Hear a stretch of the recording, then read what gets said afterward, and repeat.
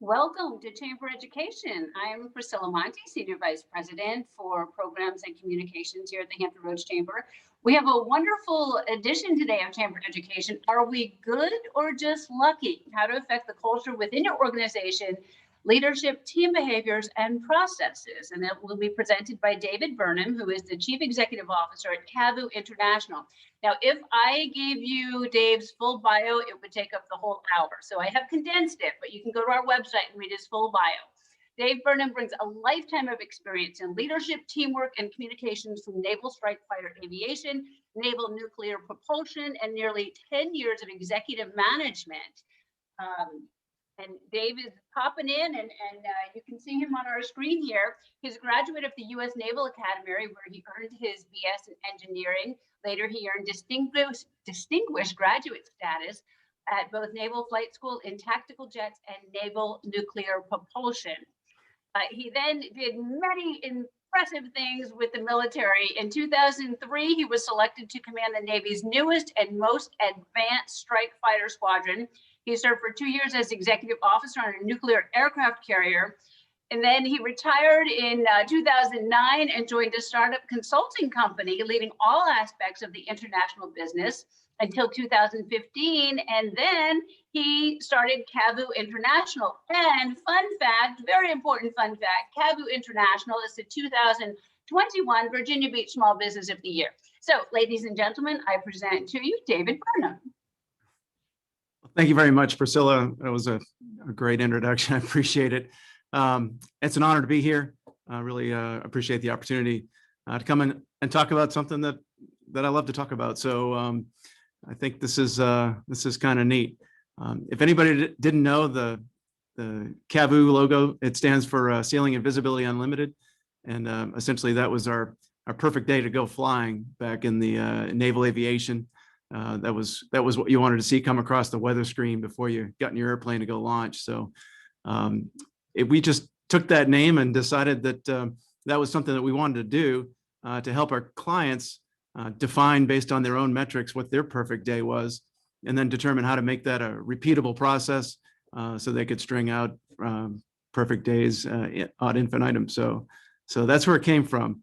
And today, really, what I'm here to talk about is the operational excellence in terms of being able to prove that you as a person or you as a team or as a company are good, and you know why you're good. A long time ago, maybe 3 or 5 years ago, sitting down talking to the CEO of a fairly good sized construction company, and I told him, he's like, hey, David, we've gone 10 years now without an incident, without a recordable incident. And he said, we've had a couple of near misses, and he described those.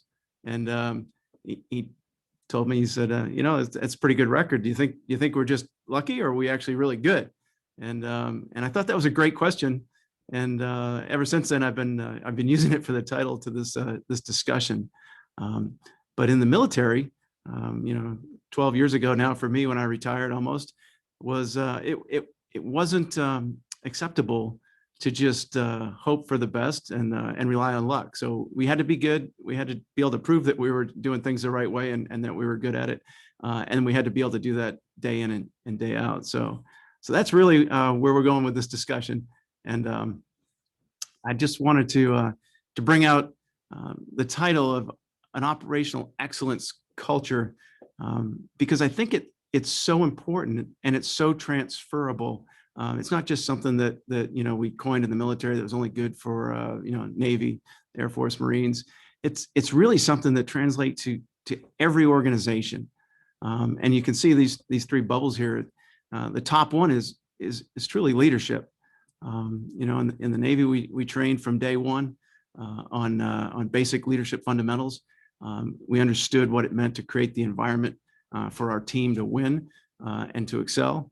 And we also understood what it meant to take ownership, personal ownership and pride in what we did, so that, if something did go wrong or we performed below standard, we owned that. And our team knew that we were going to own that.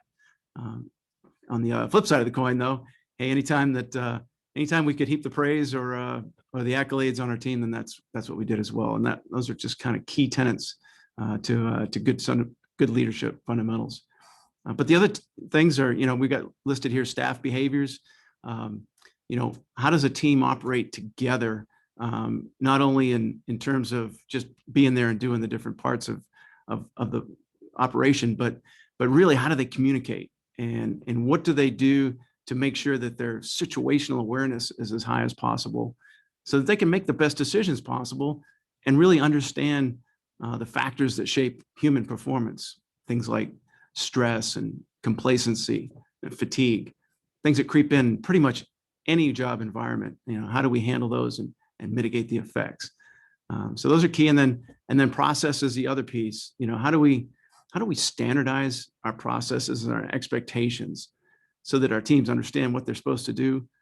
They have the most useful information to provide the procedure and how to do it. And then how do we make sure that it's a living process that, every time we learn something, we can update the way we approach what we do the next day. So those are all kind of key tenets, and those feed into operational excellence that we support here at CAVU. So who am I? Who's this guy sitting in front of you talking about, are we good? Or are we just lucky? Well, I mean, I'm just like you and most everybody else out there. I've got a family. I've got a beautiful wife and a 12-year-old son. We also have two daughters that are 28 and 29. So we had a little bit of a gap in between, but they're young professionals. One of them owns her own company and designs clothing, and the other one is a chemical engineer. So very diverse jobs, but all these things that we're going to talk about are kind of key to how they carry out their day-to-day business, because there's people out there that depend on them to get it right, and also to make sure that not only do they get better every day, but they never repeat the same mistake twice. So those are kind of key, and that's you see the picture of the F-14 taking off the flight deck up there. That's my background. So we were very, very regimented in the procedures and the checklist environment that we followed in the aircraft, because could we remember the landing checklist or the takeoff checklist or emergency procedures? Sure, we could, but in a stressful situation, we didn't want to rely on human memory and take a chance on human error. So we were very religious about using checklists for everything that we did that was a critical operation. So those things kind of sunk in, and then see me standing in the orange jumpsuit there. That's not a prison picture. That's actually out on the deck of an oil rig in the North Sea off the coast of Aberdeen, Scotland. Working with those young men and women out there turned out to be very, very similar to working with young men and women on the flight deck of an aircraft carrier. So that was my first experience in the commercial world, and just seeing how transferable all these best practices really are. So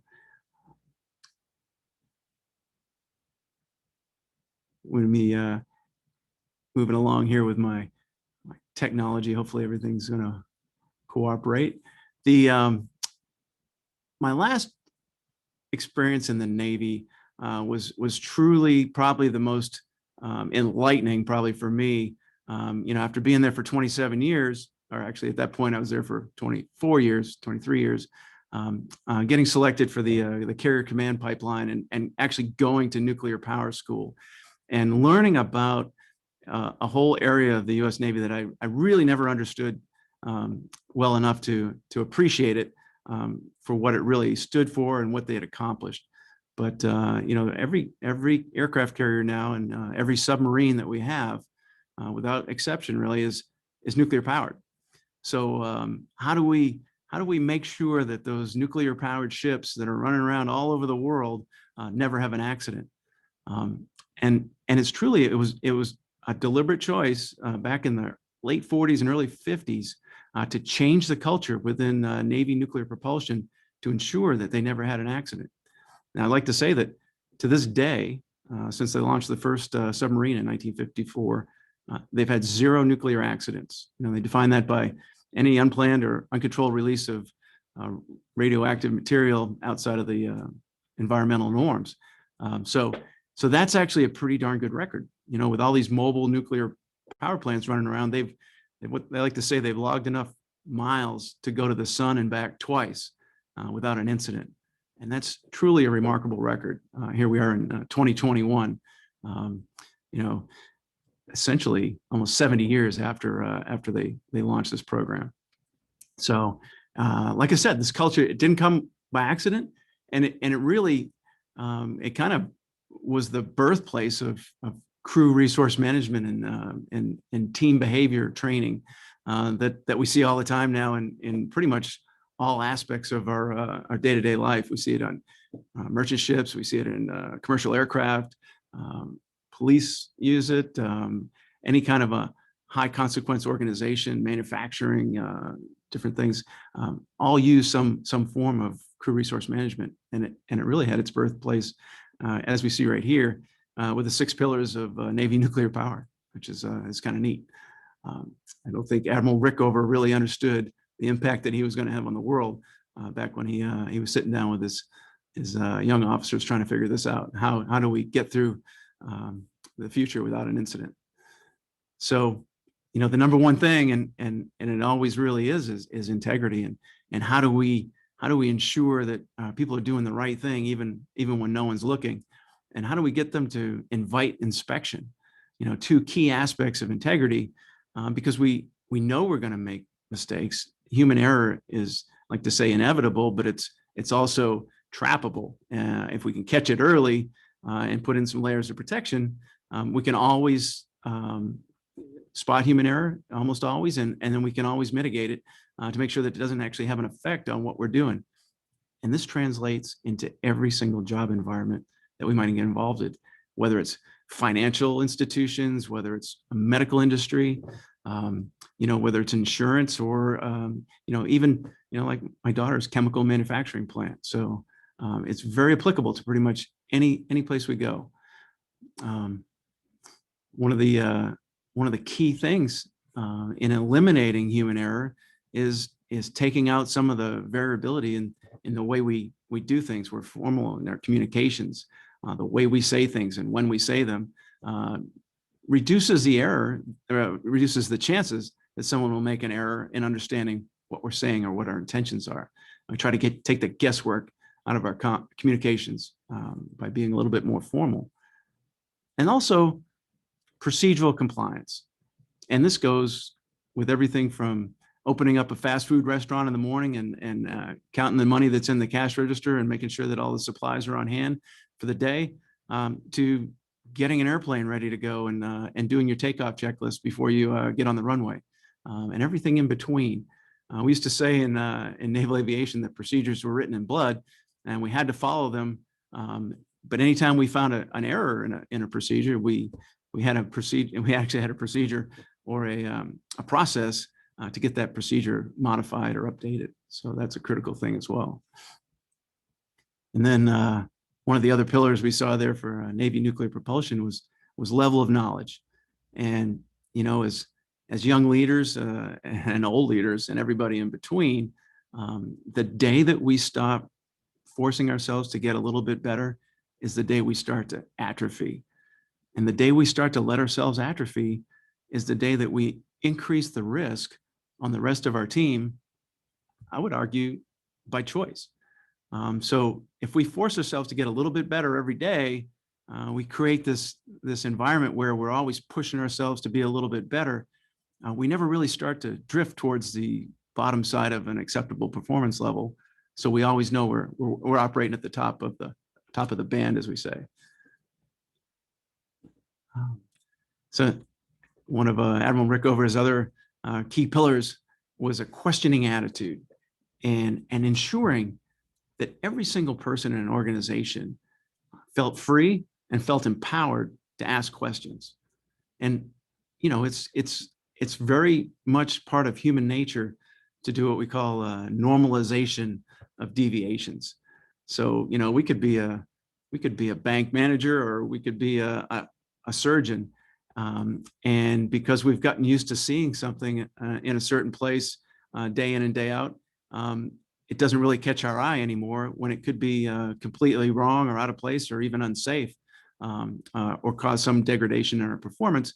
But then you get a new set of eyes and someone comes in and goes, I don't know, just graduated the training or the university, and and that doesn't look right to me. Is this supposed to be here? And 9 times out of 10, things are just the way they're supposed to be. And it's incumbent upon every leader or supervisor to explain, answer the questions. But that 1 time out of 10, that young person or that new set of eyes is going to be a hero for the day, because they're going to catch something that we had just started to overlook.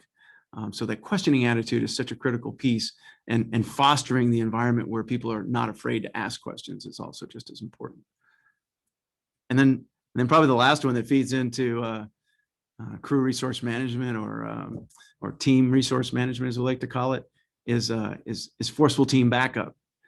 And what the Navy nuclear power program likes to refer to forceful team backup is really, again, being empowered and not afraid to make a statement that, hey, this is not going the way it's supposed to go, or this is not meeting the standards that we've set for ourselves, or this is unsafe. If people feel like they have the ability and the power to voice when something's not going right, you're going to have multiple sets of eyeballs looking out for you on a day-to-day basis. I used to like to say, when I was a squadron commander, it's like, hey, these things are unacceptable on this mission, and if I haven't called a mission abort at this point, it's because I haven't seen it yet. So if you see one of these things, I want you to call abort, and we'll go to a safe place, we'll regroup, and we'll figure out how to proceed. You can apply that to literally any job scenario, where you empower people to go, hey, here's the standard. If you see us go below the standard, I want you to stick up your hand and back me up, because I need the extra set of eyes. So these are all kind of key things that Admiral Rickover used, and they all kind of feed into that ability to go, hey, we're not just relying on luck. We're pretty good, and these are some of the reasons why. And now, if you remember that one bubble on one of the first slides that I showed, it's a labeled process, and this circle here, the cycle, it's very common now in today's business. You see it labeled different ways, but it's really based on the military planning cycle that's been around for hundreds of years, where we set our own objective. We say, hey, this is what we want to do. This is what right looks like. Here's how we're going to measure success or failure with these metrics. And we voice that. We put it on, we carve it in stone at the beginning, and then we have a very standardized planning process to achieve that goal or that objective. And if we plan to a set standard, we just have a certain basic category of things that we look at, whether it's, what are our metrics, what are our resources, our procedures, our risks, and what are our mitigations for those risks. If we just go down the list like that every time for everything we do, big or small, we're much less likely to miss something. And when it comes time to communicate, it's very easy to go down through in the same order and communicate the plan to our team, or to QA our plan with ourselves or our supervisor before we start something by ourselves. So that planning to a standard, communicating the standard, making sure everybody understands it, allows you to go out and do a job or a task or do a 12-hour shift if you're working in the offshore environment, or on the floor of a manufacturing plant or in a bank. It allows you to go out and kind of know what the standard is, know what the risks are, so that when you see something, either you're exceeding the standard or falling short, it's going to register in your mind, and you can either correct it or make an adjustment, or at the worst case, or least case, at the end of the day, you can kind of grade yourself. Hey, what did I do better than I thought? Where did I do a little worse? How do I capture the good stuff, get rid of the bad for tomorrow when I do the same type of evolution over again? And I'll get a little bit better every day. And that's that debrief mentality or debrief culture that allows us continuous improvement. These kinds of things are things we did as a single person or as a small team, even a company, when we were in the military. So I got this little model here that I'd like to show. Just kind of puts it all together real quick and in a quick visual. I know I've been talking for a while and flashing through some slides, but I've got this safe zone, or you could label it your comfort zone. And then in the top here, I've got the words chronic unease, and I know that means different things to different people.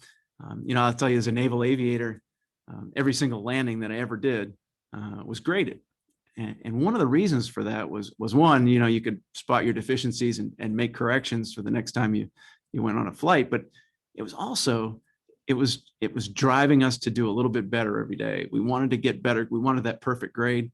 I probably had 5,000 carrier landings. I don't think I remember a single one that the landing graders qualified as perfect.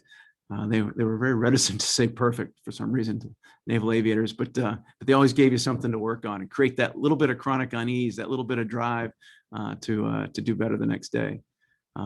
So if we're in that comfort zone or that safe zone that we've got labeled here, that's all well and good, right? But if we could argue that every single person as an individual, every team, every company has good days and bad days, good months and bad months, good quarters and bad quarters. If we're just targeting, our safe zone, our comfort zone, on the good days, we're great. We're above the line and everything's happy and nobody's complaining. But when we fall short and we don't really know why, but we know we will, we fall into areas that we don't want to be, where, human error can creep in and bite us. And, we could have incidents, injuries, unplanned maintenance, accounting errors, things of that nature, that ultimately can cause us problems or cause us revenue or profit. God forbid, people and lives. So what do we do? Well, if we institute a system where we create a little bit of chronic unease, and we drive ourselves to a standard, and we try to empower our people to comply to the standard or change the standard, we elevate our performance. We're not just hanging out in our comfort zone or our safe zone. We're driving ourselves to be a little bit better and to continuously improve through that cycle where we hold ourselves accountable to our standard. You can see that, our baseline actually goes up and right in this model and our target area. So that now we're still going to have deviations, good and bad. But when we fall below our line, our baseline, we're actually in a pretty good place. We're well away from those areas that we want to avoid, and we're able to stay there. Now, if we take that a step further, and we go, okay, well, let's hold ourselves accountable every time we do a job, not just when we see something go below standard or go wrong, but every single day or every single task, we do a quick debrief and go, hey, how did that go? How do I update my process for tomorrow so that I get a little bit better? What you can see here is that increases the frequency of our checks and balances, decreases the amplitude of our deviations. So it makes us even a little bit better, raises our baseline. So now when we have a bad day, it barely affects operations. It barely even rises above the noise threshold here. Now, if we truly want to get to a operational excellence level and we're shooting for perfection every day, we're holding ourselves accountable, we're teaching leadership, and we're showing the vision and inspiring everyone on our team to go for the same goal, and they'll hold themselves accountable, even intermediate to our little group debrief sessions at the end of the day. Well, now you can see that now you're really driving the frequency of your corrections up. You're really driving the amplitude of your deviations down. You get to the point where it's almost imperceptible when you have a little bit of a human error, because it's caught so quick. Everybody understands what right looks like. Everybody's looking and everybody's backing each other up and communicating that, deviations are caught so quick. And, I like to use the analogy of, flying across the Atlantic on an airliner. You sit in the back and you barely know that anything's going on up in the front. But I'll tell you what, that crew in the front of that airplane, whether it's a 2-man crew, a 3-person crew, the men and women that are up there, they're catching deviations throughout that entire flight, but they're fixing them so fast and it's so minor that it really never affects the operation of that aircraft.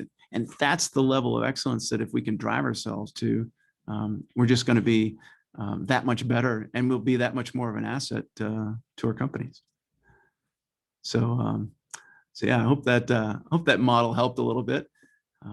So here's a shameless plug here for CAVU International. But one of the things that we found is how do we deliver on these best practices that we've developed over years, centuries in the military, that transfer directly to people like my two daughters, my 28, 29-year-old, the chemical engineer or the clothing designer that owns their own little small business, to the banker, to the surgeon, to the construction team. And what we've developed here is 3 separate courses. One's leadership fundamentals. We've got the continuous improvement, that cycle that I was talking about. And we've got team resource management. And then essentially what we do is we bundle those up because, one feeds into the other, and they all come together, so that we can really offer a nice complete package that hopefully brings out some of the lessons that myself I learned at my first year at the Naval Academy during plebe year, or somebody going through the ROTC program learns at the basic school for the Marine Corps, or somebody that goes to boot camp up in Great Lakes, or what have you, Fort Bragg, or if you're in the Army, those types of schools where they teach those leadership fundamentals, the military training process, and crew resource management. We've turned that into civilian type vernacular and put it into this course. So that is really what CAVU does. We do it in person, we do it virtually, as you can see, and everything in between. So Priscilla, that was kind of my brief, and now I'm open for questions. Wonderful. So let's see if anybody has put any into chat. They have not yet. If anybody on the meeting has some questions for David. In the meantime, Anne pulled up the results of the survey that you asked everyone to fill out in the initial, when they first popped in. So Anne, if you can pop on and there, or pop them on. So David, these are the results. Looks like 78% has had formal leadership training of those who were on the call at the initial, and then 48% their company has it. So 52% of the people on the call, their company does not have leadership training. So what would you recommend? I mean, obviously, best case scenario is the company has CAVU come in and do the leadership training, but if you're a small company, and how can you start a leadership training with it for your team?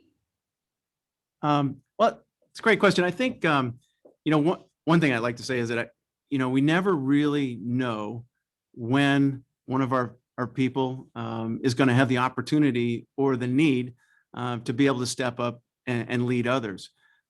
Things like that, situations develop that, they come without notice. There's no warning signs. So basically, we're going to have them prepared with the basic tools that they need to be able to carry out whatever assignment that they were working on, that they may need to help others accomplish a common goal. So, in my previous career, a dozen years ago and before, they started that training on day one, and it was something as rudimentary as getting to know your people, understanding things like servant leadership, and when to use consensus style leadership over more of an authoritative type leadership, where you have to take charge and let folks know what to do in a situation that might have some hazards involved, or when you have more time, how do you collect a group of different skill sets, bring everybody together, build consensus, and then and pick a direction and move forward. So it's really important, to start that training early. Of course, that's what CAVU is all about. It's really how do we prepare those young folks that, if we're hiring somebody straight out of college that doesn't have a lot of practical experience, they've got a lot of technical or academic experience, but what do they do when they step into a manufacturing plant or a mature organization, and the people that are going to be working for them and with them expect them to have some of the answers. How do they approach those folks to get the most out of their team from day one? Again, I like to use my daughter as an example in working in a chemical plant. She had great training at Virginia Tech, but there wasn't a lot of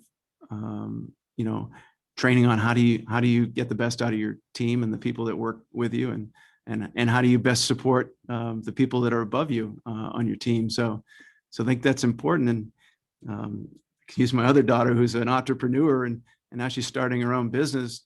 She started with a great idea all by herself, but all of a sudden now she's got folks that are helping her on a day-to-day basis. And how does she get the most out of that group of folks? So this is really kind of where it comes from, is these leadership fundamentals. How do you put a process around things so people not only understand how to approach a task, but also how to get better every day at it, in a deliberate manner.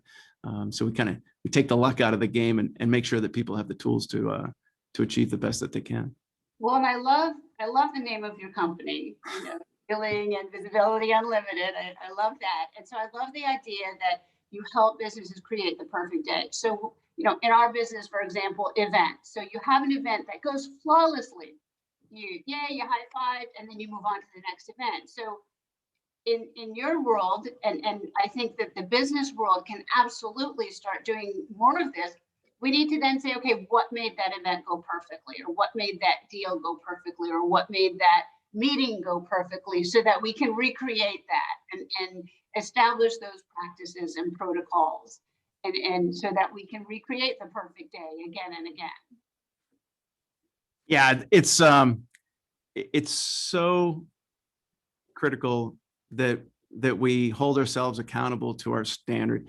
So even when we felt that everything went perfect on any mission, any event, and CAVU lives by this. As soon as this little presentation is over, we're going to have a debrief internal to CAVU, and everybody's going to have, hey, here's 3 things that we think went really well, and here's 3 things that we want to do better should Priscilla ever give us the opportunity to do this again.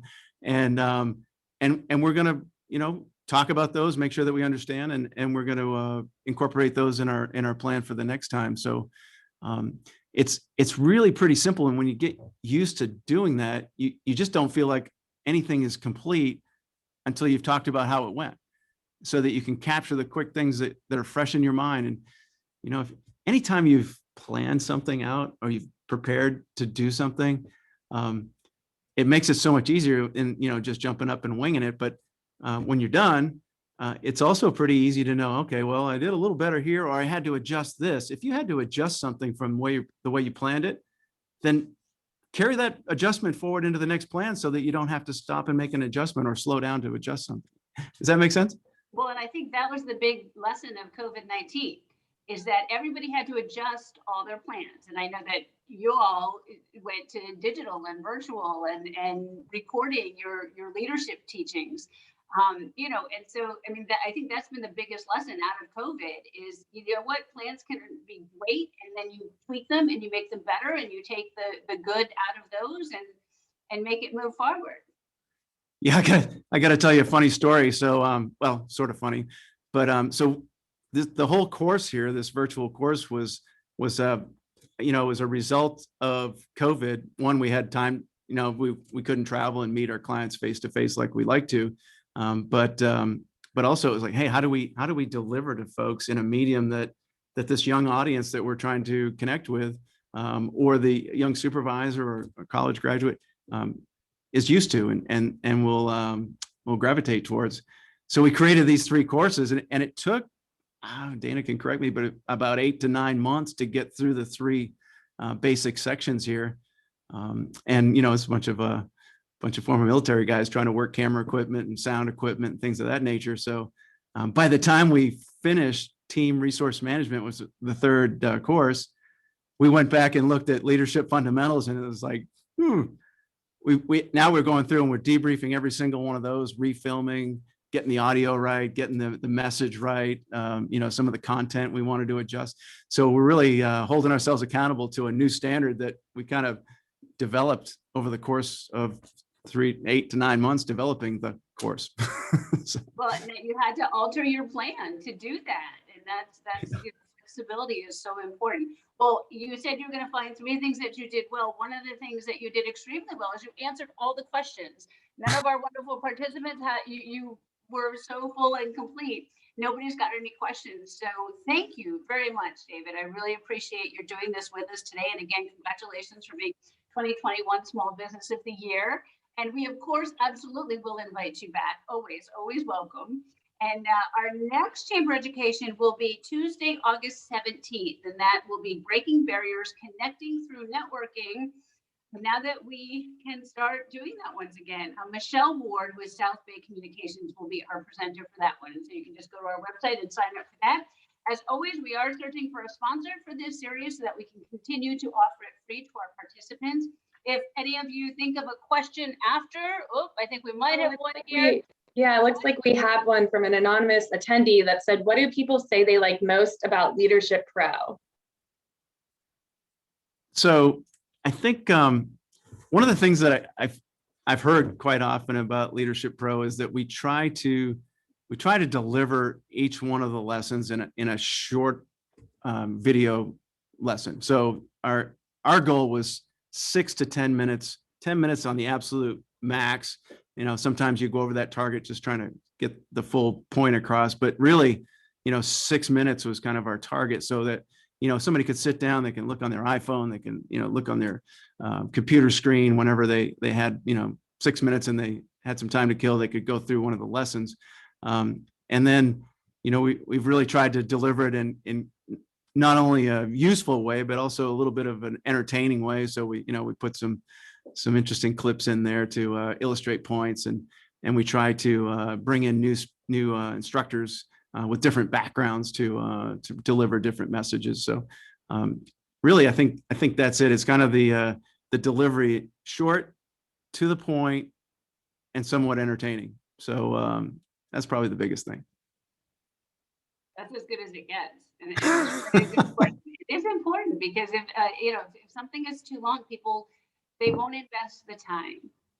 So thank you very much, David, for doing this with us. Again, David Burnham from CAVU International. You can connect with him if you'd like some more leadership training, and you can always connect with us and we can connect you to David. So thank you very much. And again, we look forward to seeing everybody on August 17th. That'll be our next session. And if anybody wants to step up and be a sponsor for this series, let me know. Have a wonderful rest of your day. David, thank you again. All right. Thank you very much. Appreciate the time.